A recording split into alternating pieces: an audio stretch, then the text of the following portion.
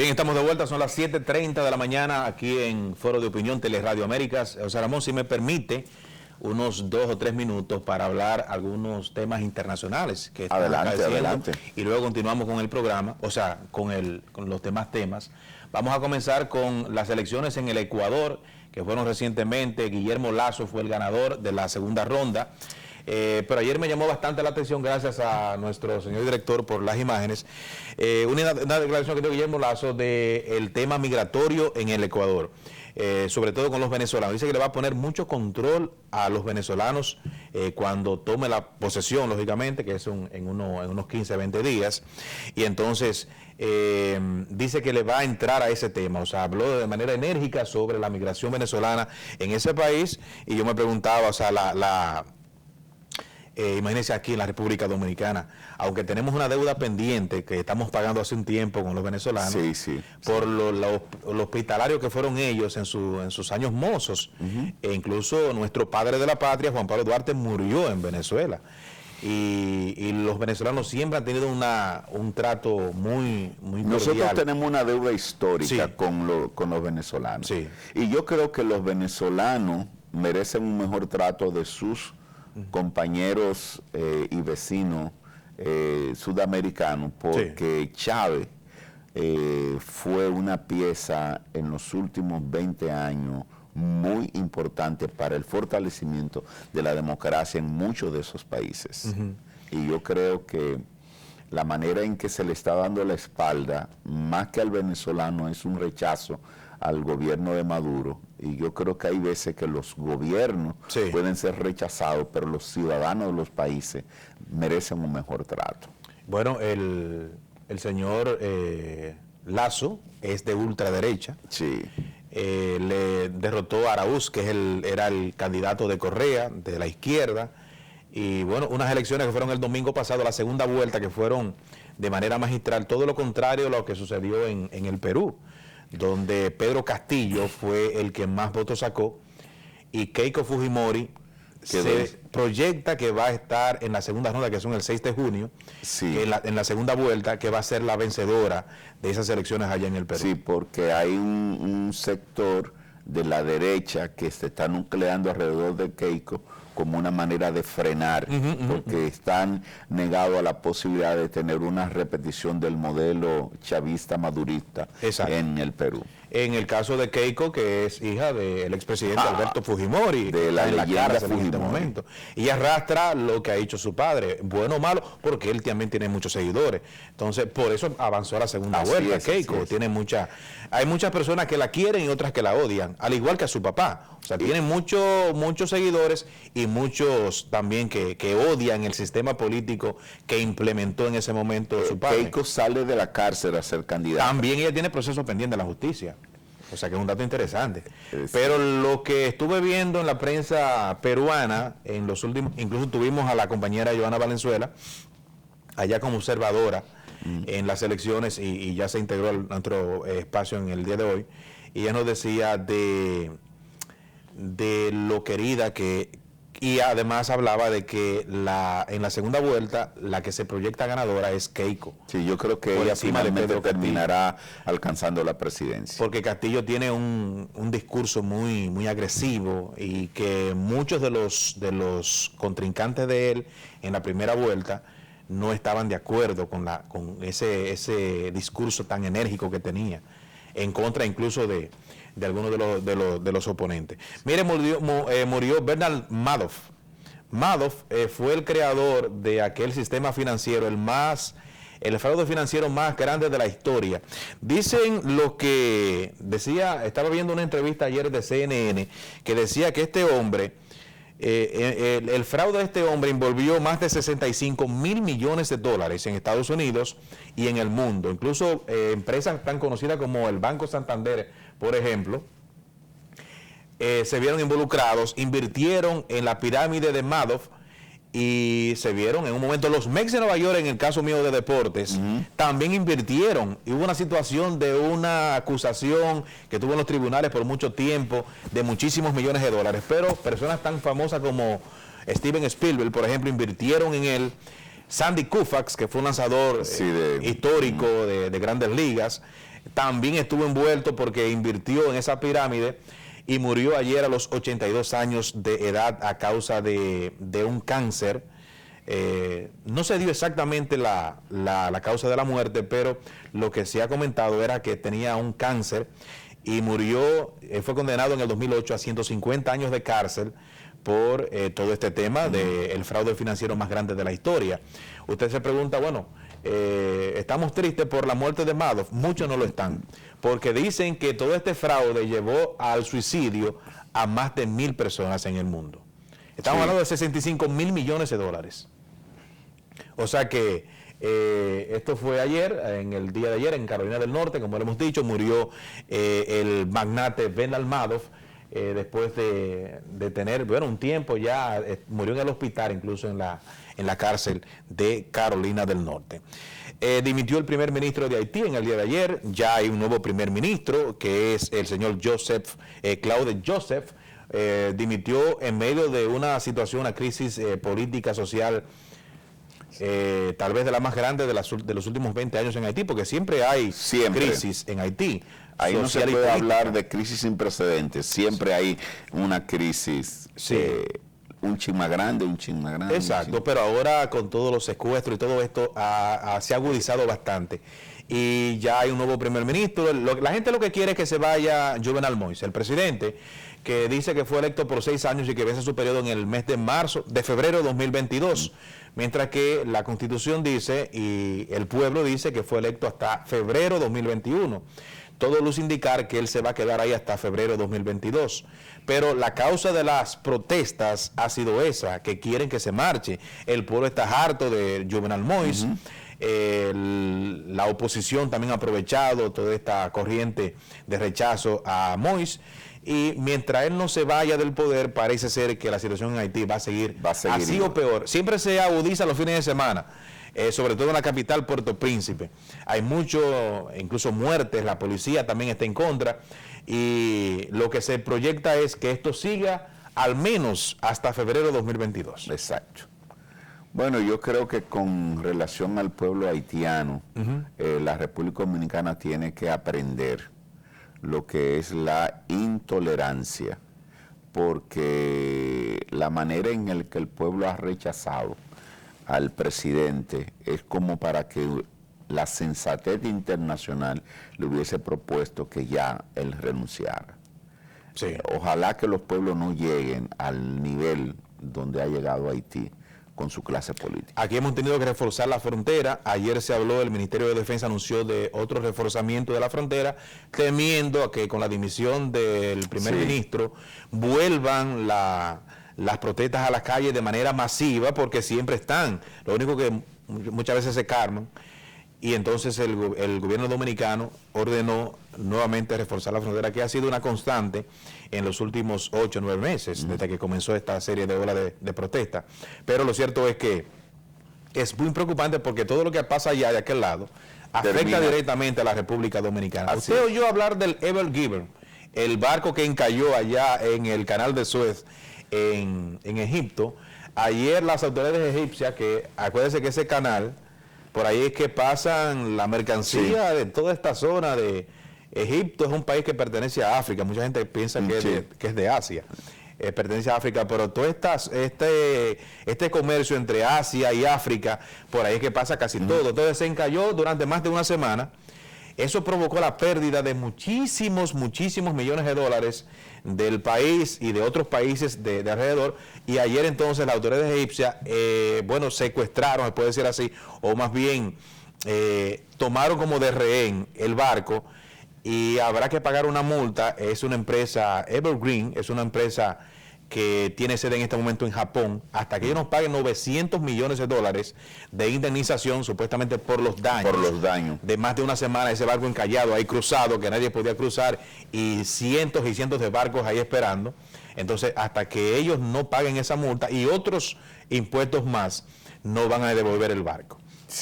Eso pasó en el día de ayer. Y finalmente, en el aspecto internacional, y gracias a José Ramón por el tiempo, vamos a decir, un dato interesante es que en Estados Unidos, si me pueden poner ahí a Joe Biden, el presidente de José Ramón, que es fanático de Joe Biden, sí, esa es su línea. ¿Usted es republicano? ¿Usted es demócrata o republicano? Bueno, yo tengo más tendencia a los demócratas. A los demócratas, Sí. o sea, Joe Biden. Sí. Usted en contra de Trump, nuestro trompista. Pero no en contra, yo pudiera estar más a favor de los demócratas, no en contra de. Exacto. Porque yo creo que han habido gobiernos. Los gobiernos del republicanos. Partido Demócrata han sido mejores que los de los republicanos en este caso. Para fines de crear riqueza, Sí. parece que sí.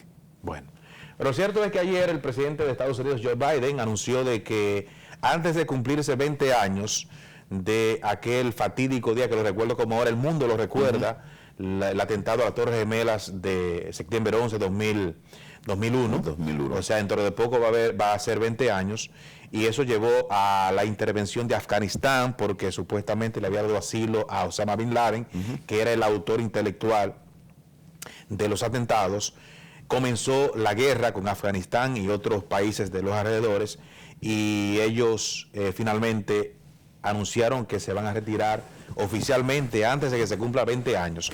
Esto marca el fin de la guerra más grande, más larga de la historia en Estados Unidos. Casi 20 años desde que comenzó la intervención en Afganistán y la guerra con ese país. Más de 2.500 soldados todavía permanecen en ese país de Estados Unidos, entre otros cuerpos de inteligencia y todo esto, que se van a ir retirando poco a poco hasta que antes de septiembre 11, de que se cumplan 20 años del atentado, ya estén todos retirados. Y se habla de que las tropas de la OTAN también seguirán por el mismo camino, o sea que se va a poner fin a la ocupación en Afganistán dentro de poco. Eso lo anunció ayer el presidente de Estados Unidos, Joe Biden.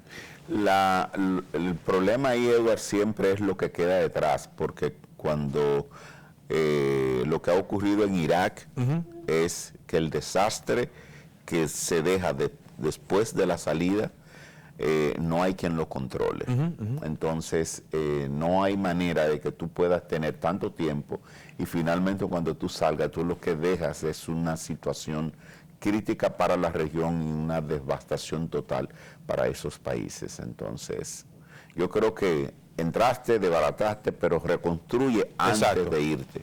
Y es lo que no han hecho. ¿Cuál es la situación de Afganistán antes del 2001, a la que van a dejar Estados Unidos y los demás países que también apoyaron la guerra, apoyaron a Estados Unidos en este momento? Recuerdo a Tony Blair, el primer ministro de Reino Unido, que fue de los países que apoyó a Estados Unidos en la guerra. O sea, ¿cuál es la situación de Afganistán hoy con la que ellos encontraron en el 2001? La misma que Irak. Exactamente. Que la misma situación prácticamente de Afganistán e Irak. O sea, que es una situación de un reto para Joe Biden, que ha dicho que se va a concentrar más en la seguridad nacional. Pues ellos tienen muchos problemas en Estados Unidos en este momento. Claro, claro. ¿Cuántos disturbios? Por ejemplo, el pasado fin de semana en Minnesota, la muerte de otra persona de color a manos de la policía, que dice que confundió, ¿cómo esto?, la pistola eléctrica con el arma de fuego. Estuve hablando con un agente policial dominicano que estuvo por muchos años como agente policial en Canadá, que es, yo pienso que Canadá es el país más adelantado de América, es un país extremadamente adelantado. Sí. Entonces él decía de que es imposible confundir una cosa con la otra, que el peso no es lo mismo, la manipulación no es la misma. Entonces la gente que fue apresada ayer, una señora, apresaron al señor, que se me escapa el nombre ahora, en un semáforo, porque él estaba siendo buscado por la policía. Entonces, en lugar de paralizarlo, de inmovilizarlo con la pistola eléctrica, sacó el revólver y le disparó y lo asesinó. Eso se suma al caso de George Floyd, sí, que fue el pasado año en Minneapolis, precisamente en el mismo estado de Minnesota, y que provocó la reacción. Ahora mismo se le lleva a cabo el juicio a Chauvin, que es el policía que lo asfixió prácticamente con el video que rodó. Pero lo cierto es que hay mucha situación de inseguridad en Estados Unidos, tiroteos en lugares y todo esto, y Joe Biden parece que quiere concentrarse más en la seguridad nacional que ya fuera de Estados Unidos. Así es. Hay que desearle suerte a los gringos, porque es que ellos a veces, queriendo arreglar una, dañan otra. Pero a mí me parece que el gobierno de Biden tiene muy buenas intenciones hacia lo interno de la nación. Sí, yo estábamos comentando hace unos días de lo beneficioso que ha sido el gobierno de Joe Biden para los dominicanos. El Banco Central publicó una nota de la cantidad de remesas que recibimos en el país en el mes de marzo, más del doble del mes de marzo de 2020, y todo esto se debe al incentivo, a aquel paquetico de incentivo económico que ha puesto en la calle Joe Biden, que le ha beneficiado a los dominicanos. Mis padres viven allá, mis hermanos, y me han ido comentando de cómo las cosas han ido fluyendo económicamente en el país. Actualmente se está movilizando mucho dinero en Estados Unidos, y eso se refleja en las remesas que llegan a la República Dominicana, que hay que sacarle un plato aparte a los dominicanos, los que nos siguen a través de Teleradio Américas, los dominicanos que están pendientes, muchas veces más que usted, José Ramón, y que yo, saben lo que ocurre en el país. Pero aunque en el peor momento de la pandemia, que no tenían trabajo, esa remesa para sus seres queridos aquí estaba pendiente ahí. Y yo creo que eso obliga, Eduardo, a que nosotros como nación tengamos una política de respaldo a la diáspora de una manera mucho más beligerante. Yo pienso que no hemos sido consecuentes históricamente con la diáspora. Exactamente. Nosotros hemos sido irresponsables, yo creo, como nación. Nosotros no tenemos una política de respaldo a cuando una de esas personas deciden regresar a su país o crear las condiciones para el regreso.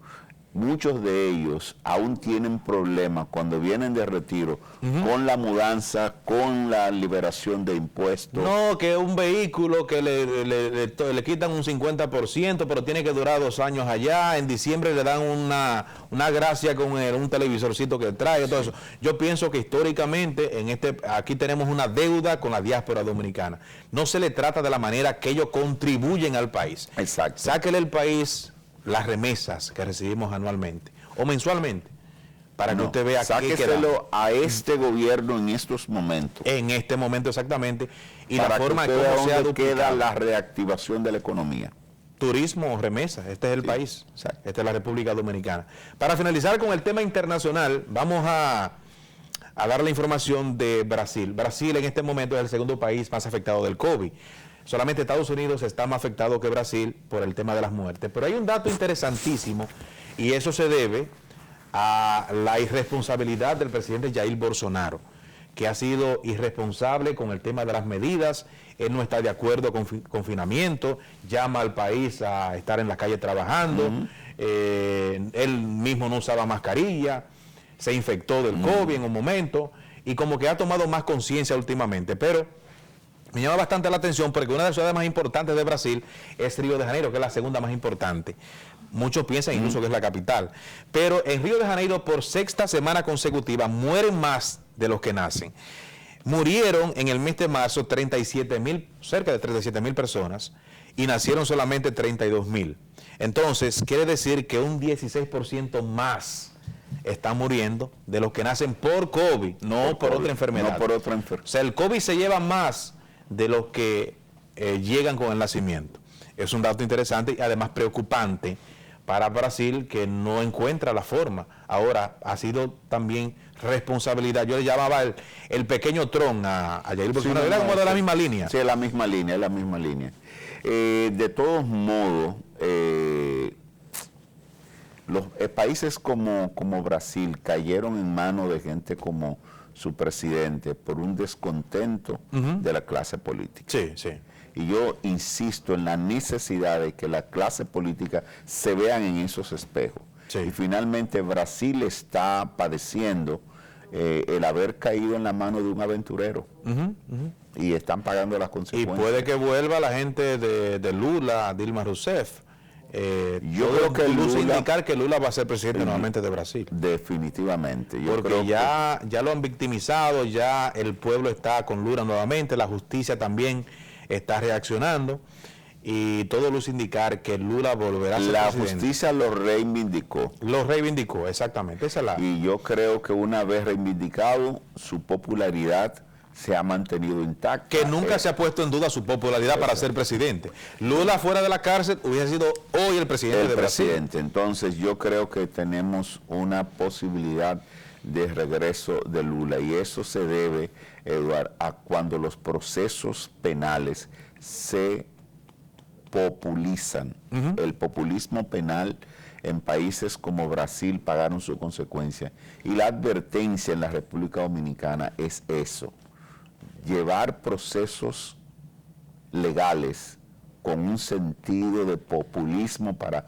satisfacer la demanda de un morbo social que quiere ver sangre sin respetar los debidos procesos, produce lo que ha ocurrido en Brasil, y posiblemente tengamos a Lula más viejo, con menos destreza, con menos energía, dirigiendo a uno de los países más grandes de América. Y que cuando él salió, lo dejó allá arriba, lo va a encontrar acá abajo.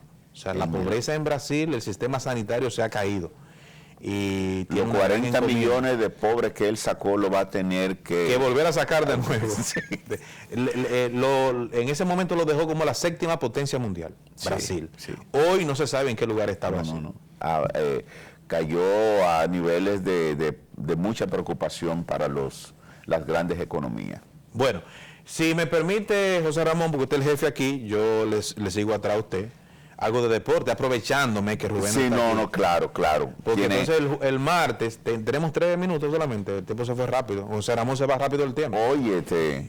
Vamos entonces a algo de deporte, si tienen por ahí algunas imágenes. El equipo dominicano va a estar jugando en West Palm Beach en el mes de marzo, rumbo a las Olimpiadas de Tokio 2020, buscando una plaza de las 2 que otorga este clasificatorio olímpico, donde está Estados Unidos. O sea que va a ser muy difícil. Ahí está Juan Francisco, precisamente, que está practicando con el equipo dominicano. Eso fue ayer en el Quisqueya, en horas de la tarde, que estuvimos por allá. Vi que están practicando los Bonifacio. Bonifacio, exactamente. Emilio, que es el capitán de los Tigres. Jorge también. Está Jairo Asensio. Se me escapan algunos nombres sonoros, porque hay muchos, pero sobre todo Juan Francisco, que está practicando desde hace ya unos días y se reintegró a las prácticas ayer en horas de la tarde. Hay una novedad en cuanto al equipo dominicano que, repito, va al clasificatorio olímpico buscando una de las 2 plazas a los Juegos Olímpicos de Tokio, que comienzan el próximo 23 de julio. Y es que Fernando Tatis, que es el dirigente nombrado, posiblemente no esté, porque él está apoyando a su hijo, que es una superestrella del equipo de los Padres de San Diego, el hombre que firmó contrato de 340 millones de dólares. Entonces, posiblemente él tenga que buscar otro dirigente del equipo dominicano, porque él está apoyando a su hijo, y acaba de ser nombrado nuevamente como dirigente de las Estrellas Orientales en el béisbol dominicano, Fernando Tatis Jr. Podemos seguir con las imágenes, algunas imágenes ya más adelante. Ese es Francisco Lindor. Lindor es el boricua que firmó contrato con los Mets de Nueva York y que se hizo oficial hace unos días, de 341 millones de dólares y 10 años. Ayer se informó de que ese contrato también incluye un bonito de unos 21 millones de dólares más. O sea, para los refrescos, para que no tenga que coger los 340. Pero que además ese contrato tiene algunos incentivos, por ejemplo, para ir al Juego de Estrellas, 1 millón más, bate de oro, bate de plata, $1 millón más, guante de oro igual, Juego de Estrellas, el Serie Mundial, todo eso son dineros aparte. Es decir, él le están dando bono. E incentivos en el contrato. Por lo que se le está pagando. Por lo que se le está pagando, exactamente. No, pero eso es viejo. O sea, en los contratos, la gran mayoría de los contratos, existe esto de que le dan incentivos fuera de su contrato. Si usted gana el guante de oro, que no... O sea, en el contrato no se le dice, usted tiene que ganarme tanto guante de oro para yo entonces pagarle ese monto, sino se le paga aparte por todos esos adornos en el contrato, que muchas veces son incluso mucho más de lo que le pagan en el contrato original. Sí. Entonces, a Lindor le van a dar... Pero si tú eres pelotero de posición, eres un shortstop. Sí.